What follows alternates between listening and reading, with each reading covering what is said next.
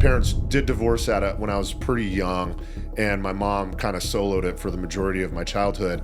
But one of my first memories when I was a little kid, my dad was a biology teacher, and at the beginning of every semester, he would get a chicken egg. He would get an egg, a fertilized egg, and he would incubate the egg and raise a chick in his class so that the kids in his class had an opportunity to like see that process. And there would always be, a couple times a year, he would bring home a chick, and he would have this little incubator, and there's a lamp set up, and it was like one of my first memories. And I thought that was it was my first memory, and it was formative. And my son at the time was living with me full time. I kind of talked to my wife about it, Samantha, and I was like, hey, what do you think about getting some chickens? And we were tossing around the idea, and my dad showed up to my house with like 8 chickens. First off, chickens. When did you decide to get chickens? Oh man. Okay. So we're a chicken family now. Okay. We are a chicken family. Yeah. And chickens are a gateway drug into weird, Other animals? Well, not other animals, but like a lot of people will start homesteading. Okay, yeah. There's always these like retired Green Beret guys who are just like making their own, pickled beets. And they're learning how to can goods in their basement. Yeah, they're canning goods and like trying to collect rainwater. Yeah. And they live in Alpharetta, Georgia or something. I'm like, I love it though, man. I like that we're all thinking like forward thinking. I'm not a Green Beret. I've never been in special forces. I do love the idea of being able to be sustainable, live off the land. I think and I'm here to tell you, it's a gigantic pain in the ass. I'm sure. You don't want to do it. I'm sure it is. And there's like, what's funny is there's like a lot of, like preppers, I guess is what you could call them. Yeah. You could just like go to Iowa and talk to a guy that like works in agriculture, and he'd tell you to your face, he's like, this is bullshit. You don't want to do this full time. You know what I mean? But it's a gateway drug into prepping and into prepping for the apocalypse. But yeah. So one of this is the reason I did it. And my 7-year-old son, Loyal, I had that kid out of wedlock with somebody that I was with for like 2 months. Okay. Dated him for 2 months. That resulted in a pregnancy. And so I was like, effectively have co-parented this kid pretty successfully with somebody that I've never really been like substantively involved with outside of like having a kid and then being like, we got to figure out how we're going to like co-parent, you know what I mean? Yeah. And so I was always looking for, and I continue to look for good opportunities to be a consistent part of his life. And, I always want to do things that are impactful. And I was looking back on my own childhood, and my father was a biology teacher. Both of my parents are educators, which will tell you that I grew up lower middle class, right? So both my parents were high school educators. So I didn't come from much. I wasn't destitute or anything like that. But I would like go to other kids' houses for sleepovers and be like, yo, man, they have a lot of things. You know what I mean? You have more stuff than me. This kind of thing. But not destitute by any means or anything like that. But my parents did divorce when I was pretty young, and my mom kind of soloed it for the majority of my childhood. But one of my first memories when I was a little kid, my dad was a biology teacher, and at the beginning of every semester, he would get a chicken egg, and he lives in a rural place outside of Tampa called Plant City, and it's big agricultural community, strawberries, blueberries, citrus, all this kind of stuff. Yeah. And then of course there's, cattle farms. There's actually more cattle farms in the state of Florida than there is Texas. In Florida? Yeah. No kidding. Yeah, not a lot of people realize that. I didn't know that at all. Significantly more. Where are all the cattle located? All over the place. It's a huge goddamn state. It's like the fourth largest state in the union. People just, don't realize it. What kind of, are we talking about dairy or are we talking about meat, beef? Both? Yeah, both. Interesting. Yeah. I didn't know that. Yeah, tons of cattle. Now the work is different in Texas than it is in Florida for sure. Yeah. Like huge agricultural, huge dairy and meat industry in Florida. And just people just are generally unaware of it. But anyway, so he would get an egg, a fertilized egg. And he would incubate the egg and raise a chick in his class so that the kids in his class had an opportunity to like see that process. Wow. And there would always be, a couple times a year, he would bring home a chick, and he would have this little incubator, and there's a lamp set up. And it was like one of my first memories. Okay. And half the time they would get like eaten by a dog or some wild shit, and you'd be like, oh my God, and that seems tragic. But when you're a kid, you know, and you're just raised, you're like, hey, these are chickens. They're prey animals. You know, they come and go. You know what I mean? That's just kind of how it is. This kind of thing. Yeah. And I thought that was like, it was my first memory, and it was formative. And my son at the time was living with me full time. And I kind of talked to my wife about it, Samantha, and I was like, hey, what do you think about getting some chickens? And we were tossing around the idea, and my dad showed up to my house with like 8 chickens. 8? Yeah, 8 baby chicks that he had gotten from like Tractor Supply. Did you ask him for him? No, he does shit like that. Oh, he just showed up with some chickens. He just showed up to my house, and he's kind of a weird dude. And he shows up to my house, and he's got all these chickens, and he's like, hey, I got you guys some chickens to raise. And no joke, my wife and I kind of raised these chicks all the way from chicks. They were Rhode Island Reds. I've got a little bit more variance in terms of breed in my flock now. We got some Brahmas and some Bantams and of course Rhode Island Reds. But he brought over all these Rhode Island Reds, and we raised all these little chicks from little babies. And you know, my son was able to see it, and so he's always been around it. So it's just like it's a cool way to participate in animal husbandry.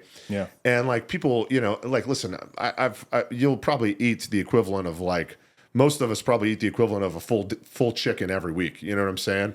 One way or another, you know, I'm out here getting a to-go order from Zaxby's or something like, you know what I mean? It's just like, dude. Then how, you know, and we never put any thought whatsoever into what it must be like to raise these things. Yeah. So I just think it's a cool experience. It was cool. I did it for my kid, but my wife is super into it. Really? Yeah. And like people know that we're a chicken family. That's awesome. I've gone through several coops.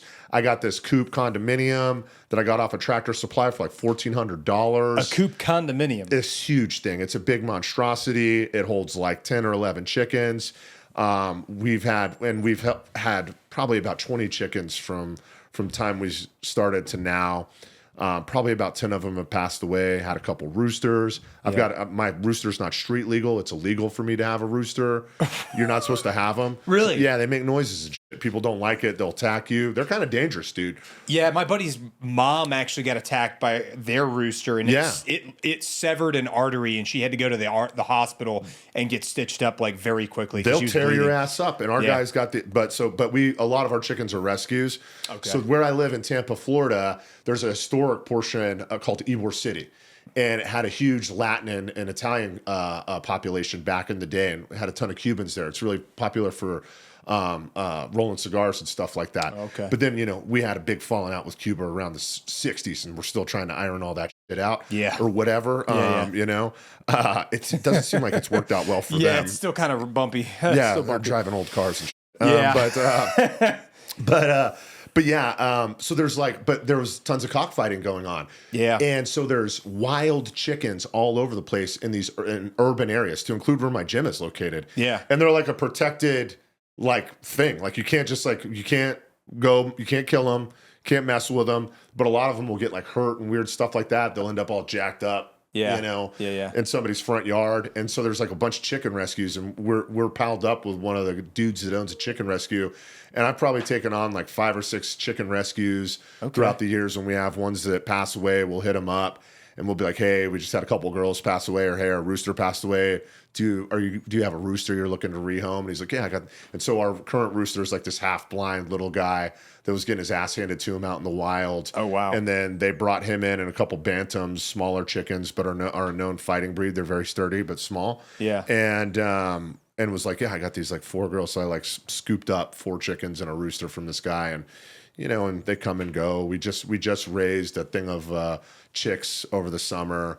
I think we got them in like July or even June actually. Okay. And like just introduced them to the coop and stuff like that. So it's a big thing. You guys, now does the rooster have to fertilize the eggs? They do. And I got to be honest with you, I don't actually know what he does to do. You know what I mean? How does that work? It's like a hard shell. I don't know. And I don't know. And Does he spray it with? Yeah. You know what I'm saying? He's just spraying them all, or like, I've long since wondered the same thing myself. I've seen the chickens have intercourse. Yeah. You know, and he just runs up on them and just jumps on top of them for a couple seconds and then dips out and then breaks contact. breaks contact. Yeah, that's it. And I guess it's happening then potentially, but Yeah. I just know if you leave the eggs sitting for too long, and if they set on them for too long, you can have a surprise when you break one open. There's like some extra stuff in there. You know okay. what I mean? So you got to be diligent about going in there and getting them. But yeah, he like straight up fertilizes them. It doesn't really affect anything other than what I said. If you leave them laying around too long, you know, you'll get some extras in there. Yeah, some twins inside of there or something. Yeah, so we were like, ugh. And there's been a couple times where I've been like cracked one open and like nobody's around, you know, like or my wife is like in the living room and I quick like scramble it up. Yeah, you're like, I'm like, it's still good. It's still good. It's still good. Yeah. It's still good. It's not bad. Yeah, it's like you cut the rotten part of the apple off. Yeah, I'm like watching her eat it. I'm like, oh, gross. But you get a lot of free eggs like that, pretty much. Well, it's not free because it costs money to pay for feed, costs money to house them, costs money for the coop, costs money for all these things. But at the end of the day, you like me, for example, I eat 5 eggs every morning. Yeah, every single morning. That's a lot of eggs. It's a lot of eggs. You add that up. That's like, I mean, what 7 times 5? I can't math in public. Was that 35? I think it's 35. I've done the unit economics. I've done my fair share of entrepreneurship or started my fair share of businesses. Yeah. I did the unit economics. I did the math on how long it would take me to pay myself back, and it's like 7 years. Like it's not 7 years of having the chickens. It's a terrible investment. Nobody should do it. Yeah, you know? But man, it sounds so good to just be like, man, I could get all these free eggs for my backyard. But I guess it must be better to just have a friend with chickens. It is, and just buy them from them at a discounted Listen, rate. At the end of and like I got herbs and too. You know, I got like basil and sage and thyme and you know, like peppers and all this kind of other crazy crap. Sage like Robin sage? Yes, not to be confused with. But I got like a bunch of herbs, and more than anything else, it's just like a flex on my friends. Sure. Like I'm like, hey guys, I'll be like if I'm having ramen, I'll be like, or if I'm making ramen, I'll be like, yeah, those eggs are from the coop, or I'll be like, hey, this is pesto sauce. I just got the basil from the garden today, like that. And I'm like, what about you guys? Did you just go buy something from the grocery store, like disgusting idiots? Yeah, you freaking losers! You don't grow your own basil. Your store-bought basil, trash. But that's about the extent of it. But we love it. My wife loves them. Yeah, she's really attached to the chickens. Like they're not meat chickens. We don't eat them. They have names. So and it is. And my son loves them, and he's always like wanting to go horse around with them. And in the mornings, you know, I'll like make them go out there and let them out of the coop and collect eggs and stuff like that. So it's fun. It's a cool thing for the house. Yeah. So, yeah. That's a cool little side quest, if you want to call it a side quest, you know, because it's like, you know, you're going about your day, you got lots of other things going on, but like that's like one of those things. Maybe it makes you forces you to kind of break away from other stuff you got going on because you got to take care of your chickens and you want to make sure your family's getting the eggs from them. And you want to make sure that they're not killing each other or whatever. And plus, if it's something that your kid enjoys and your wife enjoys, then obviously that's good for the whole family. Yeah. It's just a grounding mechanism. You know, like I think it's good to have things that you're responsible for in your house that's not just like catching up on Peaky Blinders or my wife and I, we have busy lives, busy with work, busy because I own my own business, busy because of dogs, chickens, and everything else. But like I'm also not filling up my calendar with a bunch of bull. You know what I mean? Like all the things that I have are things that have done a good job of keeping us grounded, and I wouldn't have it any other way. I don't recommend it for somebody in their early 20s. You should be at the bar. Yeah. You know? You should be at the bar. You should enjoy your 20s. Yeah, go out and have a couple drinks, as many as is needed to make yourself feel normal in a social setting.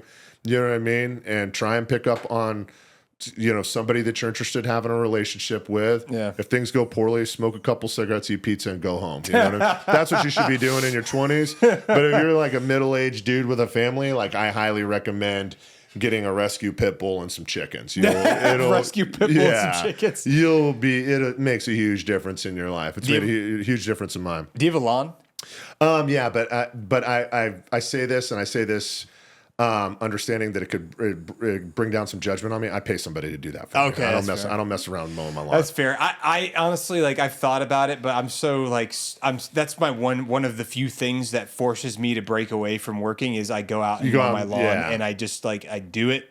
and I weed eat, and then I blow the driveway off, and it's like it kind of gets me away from everything, gets me outside sweating, outside of the gym. Yeah, and, You know? and we got an herb garden, and dogs and chickens and all this stuff, but I don't got a shed, so I'm kind of like I don't know where I'd put the damn lawnmower. That's kind of That's a real problem. Yeah, like where do I put it? Yeah, because you can't put it inside your house. It's covered in grass and clippings and stuff. Yeah, what are the logistics there? I don't even know. Yeah, there's for sure some logistics involved. Anyway, so let's go back a little bit. Where did you grow up? I grew up in Tampa, Florida.